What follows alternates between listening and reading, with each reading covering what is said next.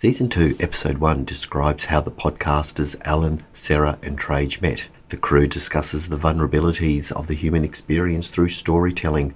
Trajce reflects on his love of music production, Sara talks about her yoga practice, and Alan reveals his interest in agriculture and his vintage tractor operation. The crew also talk about the joy of work, or unwork as Sara likes to call it, that is her joy work, and work-work. It's the stuff, the burdensome stuff that could be improved, Sara extrapolates. The fundamentals of hazard versus risk and implications of these terms are also debated. Reflections are made on the adversarial system in the law. In a civil and just society, we should behave according to Trajce. Hello and welcome to the Why Work podcast series. You are listening to Trajce Vitkovsky, Sara Bazell and Alan Girl. We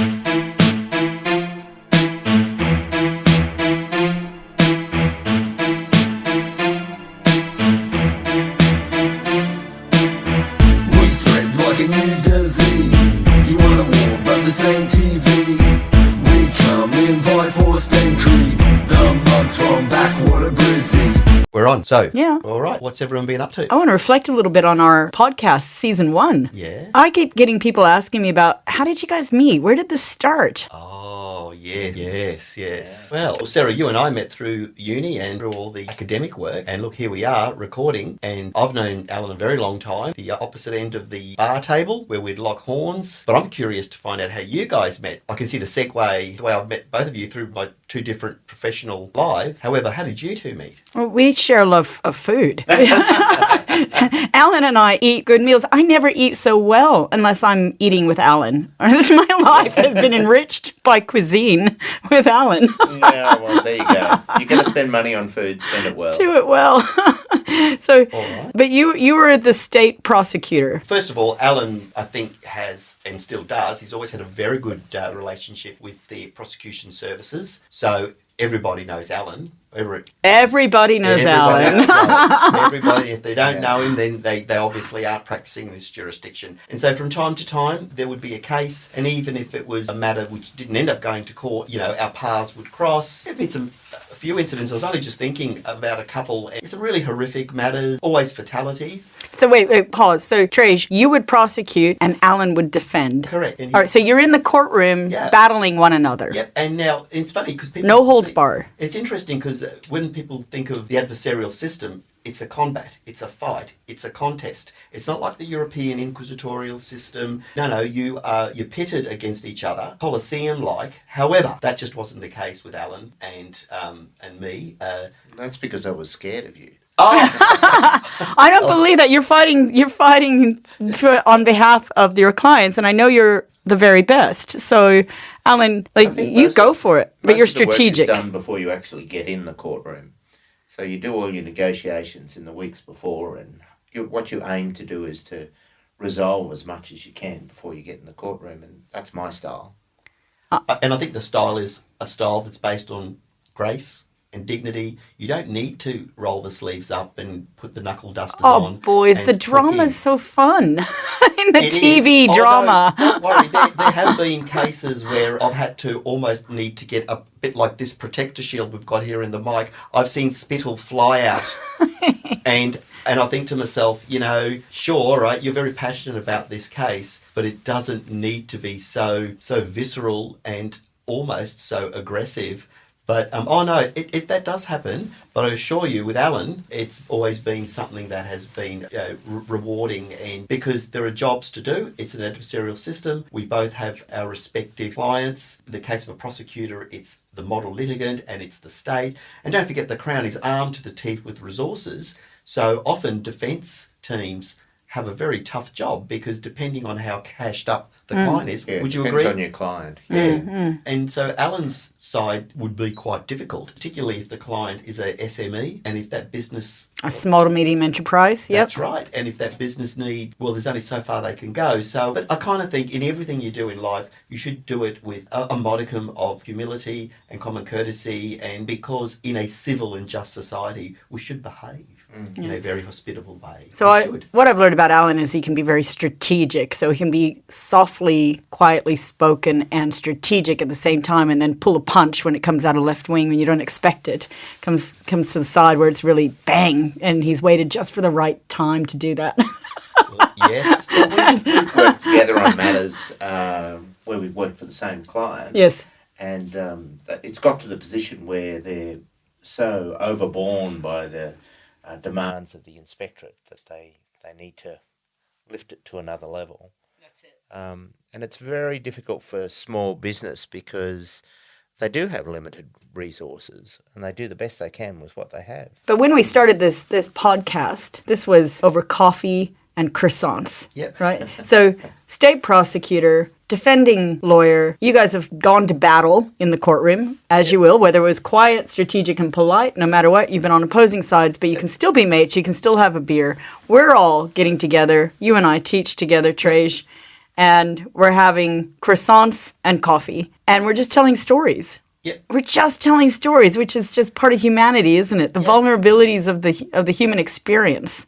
That's right. And your music producing and composition background and all the laughter. We couldn't get out of the cafe. They were putting the chairs up on the table and we just said, you know what? We've got to record this. So what you're saying is the listeners can feel and sense the frustrated musician coming out of this podcast. But by the music, they know this guy is so desperate that he has to cling onto a alter podcast ego, to revive a dream. Previous career. That's it. We love it. It's We love it. He just will not give it up. He still thinks he's got a hit single in him. But it's your passion work, and actually, I go into workplaces all the time, and I and that's one of my questions. I say, "What's your joy work, and what's your work?" And is the balance of that just right? So that's actually one of my entry points. All right, here's one of my secret weapons. And as soon as you start asking that, people pause and reflect, and they kind of think, "Oh, all right. Well, I really love this." And I go, "Well, what could strengthen that? What could underpin that? What could give you more of that, or what could enhance that? Your joy work." And then what's your work or something that might be burdensome? Yeah. And is that a pain that could be resolved? So how do we support that joy work? How do we give you more of it? Is it the right balance? How do we address or fix that work, problem work? Yeah, and I said in the last season that candour is in short supply. Humour is in short supply. Absolutely. And you can be funny without having to be degrading. And you, in fact, I was thinking of Alan again. You've got a nickname. I'll probably call it What's my nickname? No, you've got one for Alan.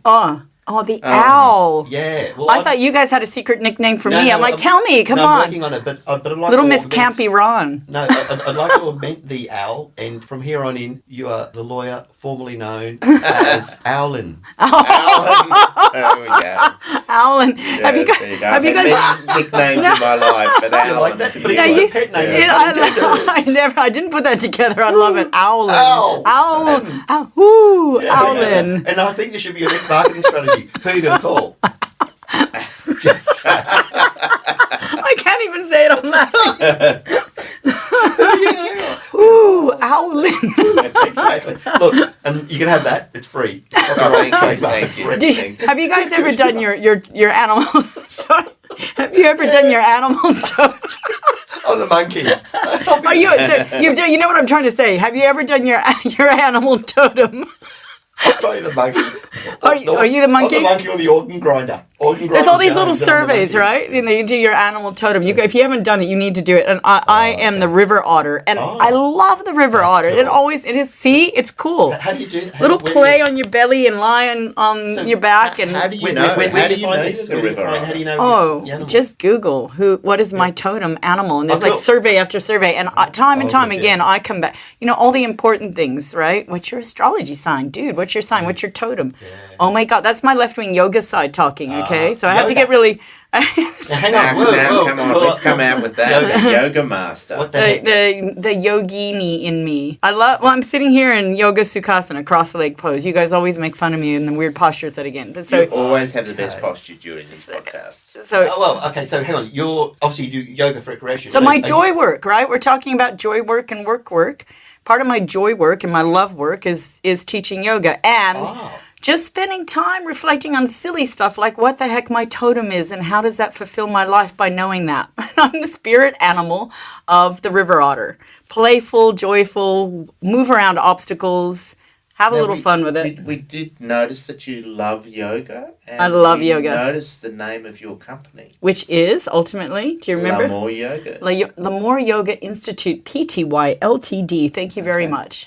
And I used to have Can we just get some clarification that you love yoga? It's not yoga about love. Oh, no. Yeah, 'cause no. I'm thinking- Right. Wait. I just got visual. Okay. Okay. Because I'm thinking of that Erasure song. And we're That song. You know it, yeah.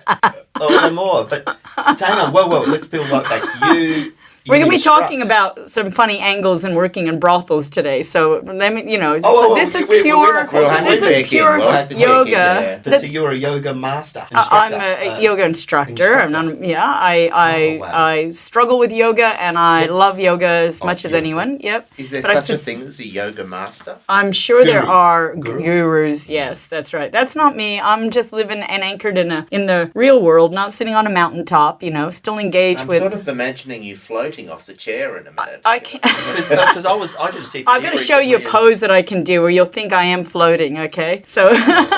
Because I did a CPD recently, and they actually have a yoga room, a yoga instructor. Like this is in the law firm. It's one of the blue chippy type firms. Is in this for you Queensland. to have some downtime and that Yeah, refresh yeah, so time? they've got like a- What do they pay? I'm just. Well, I was going to say you should. I'll set you up because it's reasonable. You know what I'm talking about.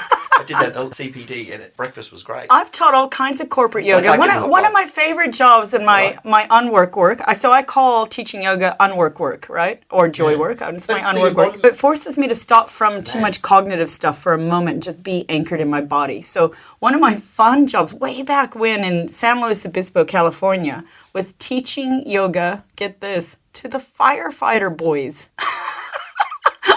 It's a dream job. Right? They weren't doing the calendar. They were at the time. paid. They were paid to have yoga classes. They were paid to do at least an hour of exercise a day. That was considered part of their fitness regime so that they could be really superior quality firefighters. And so they went to the council and they argued that they could also have an in-house yoga instructor come on to them, right? So, and unless they got interrupted by a fire bell, otherwise they did yoga with me. So while it's your work, downtime, unwork, as you said, work, it really is it's a part of you, and it's part of an extension of your... It's the fiber of my being. So my Man, that's corporate... so cool. That's right. The parent corporation of Viva Health at Work is Lemoore Yoga Institute, Pty Ltd. We used to have a Springbrook Cedar retreat, and the motto is we bring love through yoga to more hearts more of the time. And the reason I kept that was that no matter what I did in my business world, I would still, as you said, stay respectful and graceful and try to honor my values, live my values, walk the talk. You are definitely... Alan, So you're also, before we move off, you're also an expert in work design. And do you think it's a good thing for employers to have a breakout like yoga in their work design? A breakout that's meaningful to the workers? Absolutely. Does it have to just be yoga? No. What the challenge is, you might only attract the people that love yoga. Is there a chance to educate people about all the realms that yoga can offer? Sure. Whether you physically can bend yourself like a pretzel, or you can balance or strengthen, or just do relaxation or meditation. Sure, that's a value. Is it going to be an industrial risk management solution? No. Per se, in and of itself, without challenging the way the work has been designed, whether or not you're addressing the causation, the contributing factors of some of the events that are occurring at work. So you can't just only rely on symptom management, I guess is what I'm saying. Yoga can be a beautiful thing to add to the workplace, and it can tell people that you love them, if you will, by offering these kinds of services in health and well-being. But you must not forget about what's happening in the design of work. It would be hypocritical to put somebody in a position where they're subject to a lot of stressors and very poor physical form, cognitive form, psychological exposures, and then say, hey, but we have a lunchtime yoga class. I guess that's what I'm getting at. Yes. If you're going to do it all. And It's not a integrate Band-Aid this. solution. no, and you don't want to put someone in a lotus position. I'm kind of now, and on that Unless it's note, in the lotus room, boom, boom. On that note, so here's I know we're going to talk later about manual task risk management, but because you said that, I can't help. I have people all the time relying on things like just video analysis, and they say awkward posture, that's a risk. I say no, that's a hazard, and you need interacting risk factors, because the more they say you must have a neutral posture at work, right? And they look at what I call Google ergonomics. I take a snapshot of me in a very complex yoga pose, and I send that, and I say, am I, in poor health at this moment? And the whole room goes silent. Dun, dun. You can't just rely on one hazard and not think about interacting risk factors when you're analysing work. That's true, but a lot of the people that will be listening to this podcast will be WHS or OHS specialists. Do you remember we had meetings with government officials and we were addressing this issue because there was not a harmonisation in the language among work cover, among your state, national materials, or practice guidelines, your ISO standards, the legislation. There wasn't harmonised definitions around hazard and risk. Something so fundamental. I just assumed it was there in the uniform. No, it's devolving and deharmonising. There's two things. One is people are using the terms interchangeably, but I was referring more from that nomenclaturial context, the nomenclatura of mixing risk and hazard, when really the real word is danger, but of course it's not a popular term in the common law jurisdiction. It is in Europe. However, that we will unpack one day, risk, and we'll define it for our listeners. Well, I remember that job because the way people talk about risks and hazard is different in Australia to it is in New Zealand. That's right. That's my point. And then you've got the new ISO standards with the description of psychosocial and psychological risks on the occupational realm, right? So there's a big library of open discussion of just general hazards, and it hasn't been synthesized and integrated. You've heard me speak of my concerns about this before. How do we actually talk about what would be interacting and of multiple hazards that come together and escalate and then become risk factor or danger? I like the word danger. I actually like that. And the fact that you said before, when that person said, "Oh, look, there's a risk," and you said, "No, that's the hazard." That in itself, now, and maybe we can talk about this, set up a seminar or whatever, and we can try and unpack the syntax, as I said, that categorization of the terms, and it does matter. Because big decisions are made. Legally, it'll matter a lot too. Definitionally, it'll matter, particularly if a case, because I'm sure judges would also want to expect the correct use, particularly when you're particularising complaints. But anyway, I digress. Before we have a break with this one, Alan, how's the farm going? What's happening? The tractor. I've seen pictures of you on a tractor. Yes, I wouldn't want anyone listening to this podcast to look at my tractor. It's a vintage tractor of 1958 Ferguson. Is that a British or Australian or American? They were brought out in Australia. From? But it lacks all the safety mechanisms that you would get in a brand new tractor. So it's not like a big Russian tractor, which probably actually, ironically, would have had safety mechanisms because they were on board before we were. But that's another story. Tell us, what's happening with the tractor? Do you do a lot of good, honest, hard work, unlike me? Yes. Just a wimpy white-collar work. Tell us a bit about the blue-collar work that you're doing. So the blue-collar work I do is clearing invasive non-Australian vegetation and restoring Australian vegetation. Deeper, you find some things about this fellow. Mm-hmm. And we try to plant a lot of Australian plants that produce food. Oh, lovely. Davidson plum is probably my favourite. That's wonderful, Alan. Did you represent the Environmental Protection Agency in the past? I did, and I'm just recently been consulted on a big environmental matter. Oh, there you go. See? But this is getting back to your thing about passion. Somehow things sort of find their way. They manifest into the universe, at the risk of sounding a bit wacky. We're going to set the intention. Curious. In yoga, we call that your sankalpa. You set your intention.